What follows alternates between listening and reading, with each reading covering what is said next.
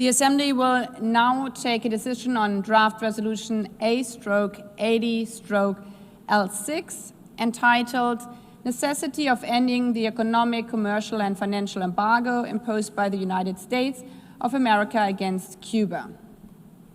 Those in favor of draft resolution A/80/L6, please signify. Those against, abstentions.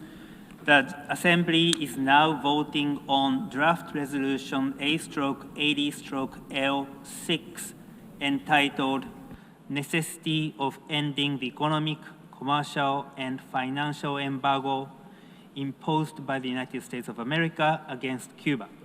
In recent weeks, the deployment of pressure, intimidation, and toxicity by the U.S. Department of State has been brutal and unprecedented on a large scale, so as to force sovereign countries to change their vote on the resolution that we adopt today. They have deployed all their weapons, in particular coercion. But the truth, the law, reason, and justice are always more powerful and conclusive. The blockade is collective punishment as an act of genocide, which flagrantly, massively, and systematically violates the human rights of Cubans. It doesn't distinguish between social sectors or economic actors. I am deeply grateful to those who, during this debate and during this session, have used their voice to call for an end to the blockade and for our country to be removed from the so-called list of countries that sponsor terrorism. If the United States government had the smallest concern with helping the Cuban people, as they say,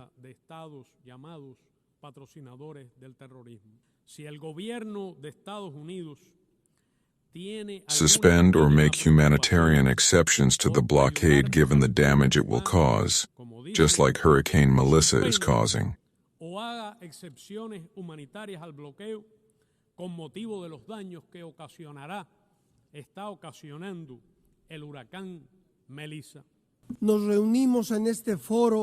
We come together in this forum with the clear expectation that the economic, commercial, and financial blockade come to an end, which had been put in place against Cuba over 6 decades ago.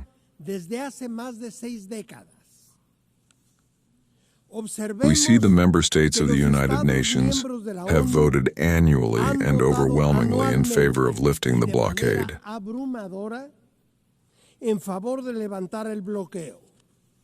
However, there is a continual disrespect of the majority of the international community's will and the resolutions of General Assembly.